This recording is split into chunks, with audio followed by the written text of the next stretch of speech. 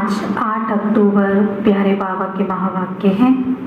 बाबा ने आज विशेष ईश्वरीय पढ़ाई का महत्व बताया है। बाबा ने कहा कि इस पढ़ाई को हमें बहुत रुचि से पढ़ना है। हम सब गॉडली स्टूडेंट हैं और स्टूडेंट की एक निशानी होती है कि वो पढ़ाई को जब रुचि से पढ़ता है तभी वो अपने जीवन में सफलता को प्राप्त करता है। तो आज हम सुनते हैं प्यारे बाबा के मधुर महावाक्य। बाबा ने कहा, मीठे बच्चे, बाबा आए हैं तुम्हें बहुत रुचि से पढ़ाने। तुम भी रुचि से पढ़ो। नशा रहे, हमको पढ़ाने वाला स्वयं भगवान है। प्रश्न है, तुम ब्रह्मा कुमार कुमारियों का उद्देश्य व शुद्ध भावना कौन सी है?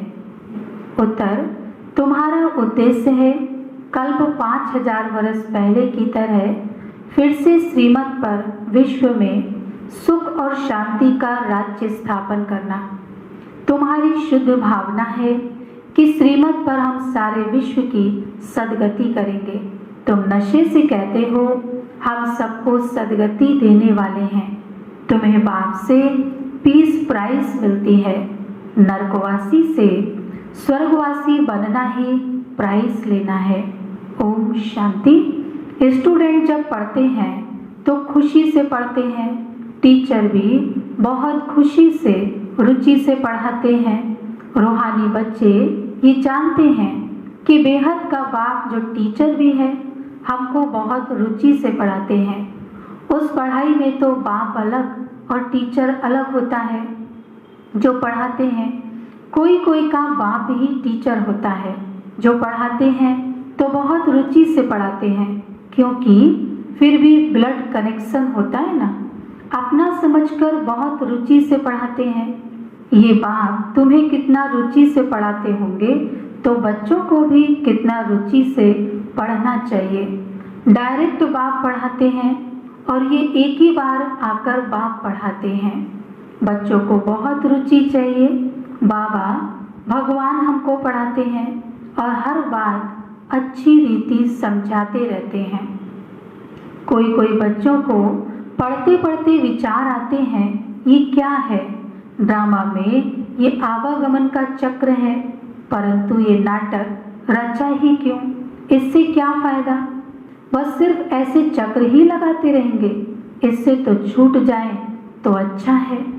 जब देखते हैं ये तो 84 का चक्र लगाते ही रहना है तो ऐसे ऐसे ख्यालात आते हैं, भगवान ने ऐसा खेल क्यों रचा है जो आवागमन के चक्र से छूट नहीं सकते?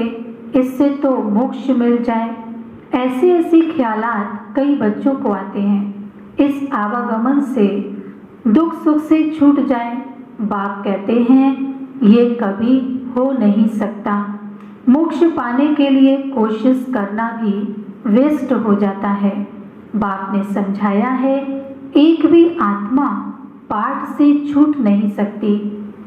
आत्मा में अविनाशी पाठ भरा हुआ है। वह है ही अनादि अविनाशी। बिल्कुल एक्यूरेट एक्टर्स हैं। एक भी कम जास्ती हो नहीं सकते। तुम बच्चों को सारी नॉलेज है। इस ड्रामा के पाठ से कोई छूट नहीं सकता, ना कोई मोक्ष को पा सकता है। सब धर्म वालों को नंबरवार आना ही है। बाप समझाते हैं ये बना बनाया अविनाशी ड्रामा है। तुम भी कहते हो बाबा अब जान गए कैसे हम 84 का चक्र लगाते हैं। ये भी समझते हो पहले पहले जो आते होंगे वे 84 जन्म लेते होंगे। पीछे आने वाले के जरूर कम जन्म होंगे। यहाँ तो पुरुषार्थ करने का है। पुरानी दुनिया से नई दुनिया जरूर बननी है। बाबा हर एक बात बार बार समझाते रहते हैं, क्योंकि नए नए बच्चे आते रहते हैं। उनको आगे की पढ़ाई कौन पढ़ाए? तो बाप नए नए को देख फिर पुराने पॉइंट्स ही रिपीट करते हैं। तुम्हारी बुद्धि में सारी नॉलेज है। जानते हो शुरू से लेकर कैसे हम पाठ बजाते आए हैं। तुम यथार्थ रीति जानते हो कैसे नंबरवार आते हैं, कितने जन्म लेते हैं। इस समय ही बाप आकर ज्ञान की बातें सुनाते हैं।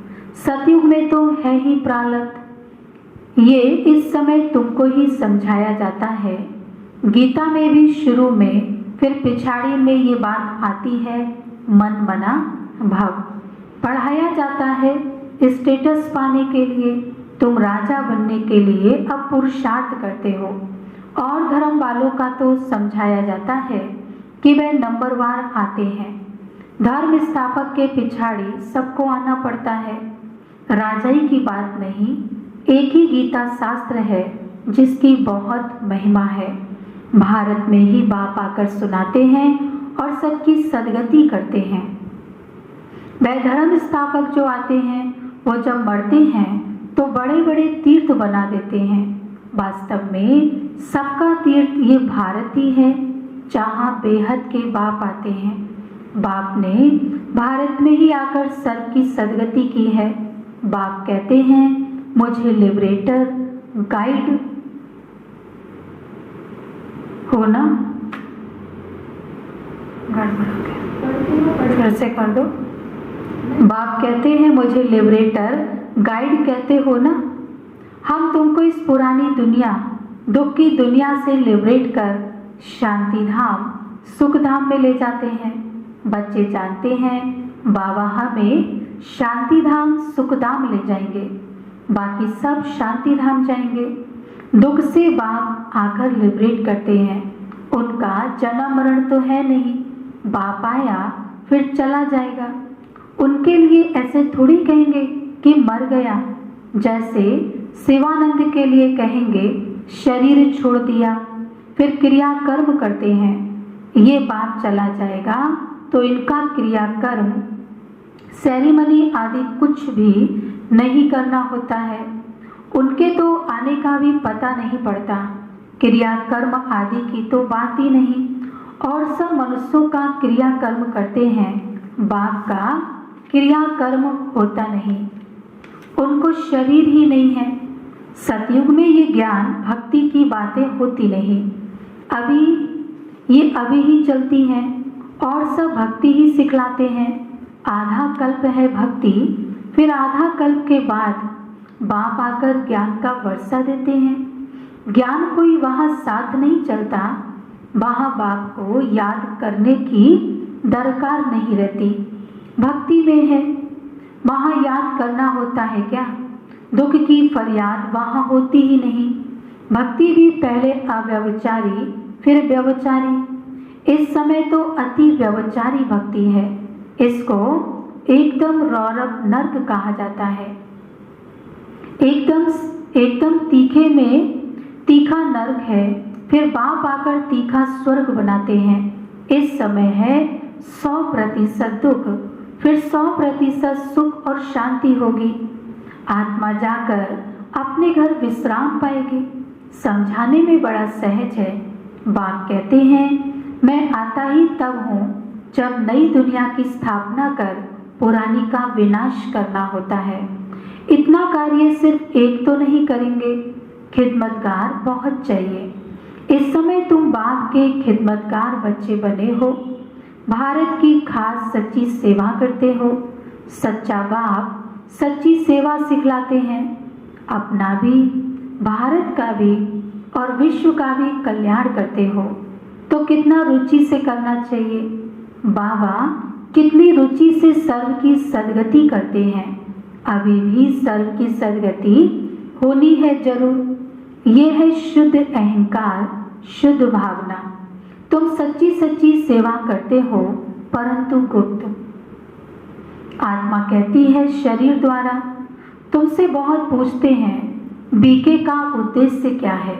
बोलो, बीके का उद्देश्य है विश्व में सतयुगी सुख शांति का स्वराज स्थापन करना। हम हर 5000 बरस बाद श्रीमत पर विश्व में शांति स्थापन कर विश्व शांति की प्राइज लेते हैं। यथा राजा रानी तथा प्रजा प्राइज लेते हैं। नरकवासी से स्वर्गवासी बनना कम प्राइस है क्या? वे 20 प्राइज लेकर खुश होते रहते हैं, मिलता तो कुछ भी नहीं है। सच्ची सच्ची प्राइस तो अभी हम बाप से ले रहे हैं, विश्व के बादशाही की। कहते हैं ना, भारत हमारा ऊंच देश है, कितनी महिमा करते हैं। सब समझते हैं भारत के मालिक हैं, परंतु मालिक है कहाँ? अभी तुम बच्चे बाबा की श्रीमत से राज्य स्थापन करते हो। हथियार पवार तो कुछ है नहीं, दैवी गुण धारण करते हैं, इसलिए तुम्हारा ही गायन है। अम्बा की देखो कितनी पूजा होती है, परंतु अम्बा कौन है? ब्राह्मण है व देवता, ये भी पता नहीं। अम्बा, काली, दुर्गा, सरस्वती आदि ऐसे बहुत नाम हैं। यहाँ भी नीचे अम्बा का छोटा सा मंदिर है। अम्बा को बहुत भुजाएं दे देते हैं, ऐसे तो है नहीं। इसको कहा जाता है ब्लाइंड फेथ। क्राइस्ट, बुद्ध आदि आए, उन्होंने अपना अपना धर्म स्थापन किया, तिथि तारीख सब बताते हैं। वहाँ ब्लाइंड फेथ की तो बात ही नहीं। यहाँ भारतवासियों को कुछ पता नहीं है हमारा धर्म कब और किसने स्थापन किया, इसलिए कहा जाता है ब्लाइंड फेथ। अभी तुम पुजारी हो, फिर पूज्य बनते हो। तुम्हारी आत्मा भी पूज्य तो शरीर भी पूज्य बनता है। तुम्हारी आत्मा की भी पूजा होती है, फिर देवता बनते हो तो भी पूजा होती है। बाप तो है ही निराकार, वह सदैव पूज्य है, वह कभी पुजारी नहीं बनते हैं। तुम बच्चों के लिए कहा जाता है आप ही पूज्य, आप ही पुजारी। बाप तो एवर पूज्य है। यहाँ आकर बाप सच्ची सेवा करते हैं, सबको सदगति देते हैं। बाबा कहते हैं माँ में कम याद करो, दूसरे कोई देहधारी को याद नहीं करना है। यहाँ तो बड़े बड़े लखपति, करोड़पति जाकर अल्लाह अल्लाह कहते हैं। कितनी अंधश्रद्धा है। बाप ने तुमको हमसों का अर्थ भी समझाया है। वह तो कह देते शिवोहम, आत्मा सो परमात्मा। अब बाप ने करेक्ट कर बताया है। अब जज करो, भक्ति मार्ग में राइट सुना है या हम राइट बताते हैं? हम सो का अर्थ बहुत लंबा चौड़ा है। हम सो ब्राह्मण, देवता, क्षत्रिय। अब हमसों का अर्थ कौन सा राइट है? हम आत्मा चक्र में ऐसे आती हैं। विराट रूप का चित्र भी है, इसमें चोटी ब्राह्मण और बाप को दिखाया नहीं है। देवताएं कहाँ से आए, पैदा कहाँ से हुए? कलयुग में तो है शूद्र वर्ण, सतयुग में फट से देवता वर्ण कैसे हुआ? कुछ भी समझते नहीं। भक्ति मार्ग में मनुष्य कितना फंसे रहते हैं। कोई ने ग्रंथ पढ़ लिया, ख्याल आया, मंदिर बना लिया, बस ग्रंथ बैठ सुनाएंगे। बहुत मनुष्य आ जाते, बहुत फॉलोअर्स बन जाते हैं, फायदा तो कुछ भी नहीं होता। बहुत दुकान निकल गए हैं। अब ये सब दुकान खत्म हो जाएंगे। ये दुकानदारी सारी भक्ति मार्ग में है, इनसे बहुत धन कमाते हैं। सन्यासी कहते हैं हम ब्रह्म योगी, तत्व योगी हैं। जैसे भारतवासी वास्तव में हैं देवी देवता धर्म के, परंतु हिंदू धर्म कह देते हैं। वैसे ब्रह्म तो तत्व है जहाँ आत्माएं रहती हैं। उन्होंने फिर ब्रह्म ज्ञानी, तत्व ज्ञानी नाम रख दिया है, नहीं तो ब्रह्म तत्व है रहने का स्थान। तो बाप समझाते हैं कितनी भारी भूल कर दी है। ये सब है भ्रम, मैं आकर सब भ्रम दूर कर देता हूँ। भक्ति मार्ग में कहते भी हैं हे प्रभु तेरी गतमत न्यारी है। गति तो कोई कर ना सके, मतें तो अनेकानेक की मिलती हैं। यहाँ की मत कितनी कमाल कर देती है, सारे विश्व को चेंज कर देती है।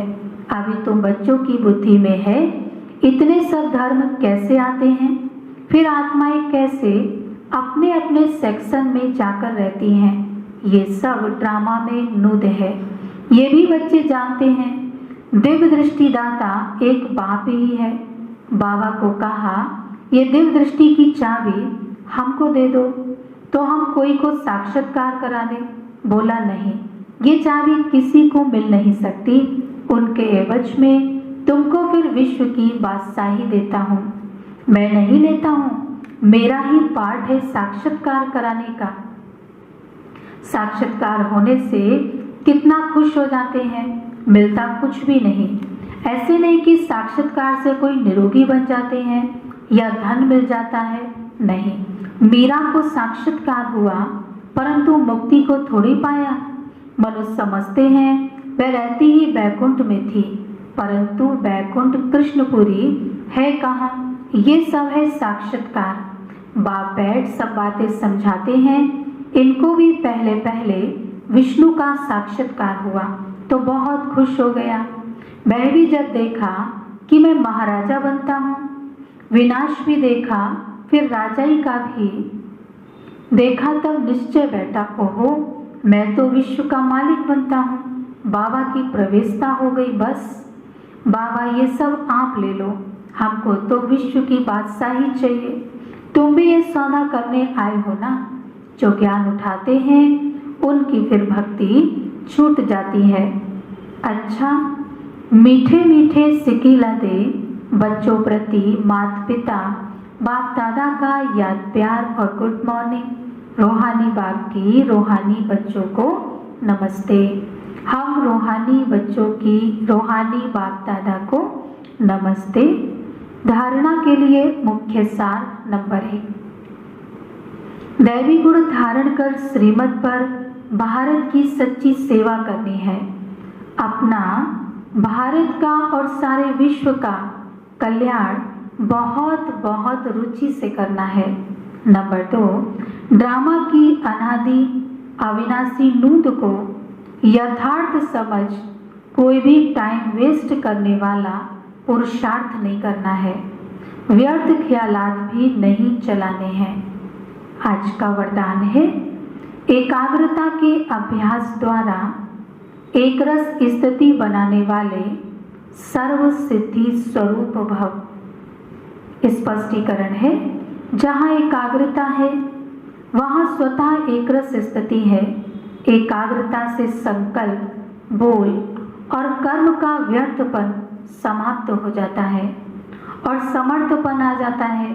एकाग्रता अर्थात एक ही श्रेष्ठ संकल्प में स्थित रहना। जिस एक बीज रूपी संकल्प में सारा वृक्ष रूपी विस्तार समाया हुआ है। एकाग्रता को बढ़ाओ तो सर्व प्रकार की हलचल समाप्त हो जाएगी। सब संकल्प, बोल और कर्म सहज सिद्ध हो जाएंगे। इसके लिए एकांतवासी बनो। स्लोगन है, एक बार की हुई गलती को बार बार सोचना अर्थात दाग पर दाग लगाना। इसलिए बीती को बिंदी लगाओ। अच्छा, ओम शांति।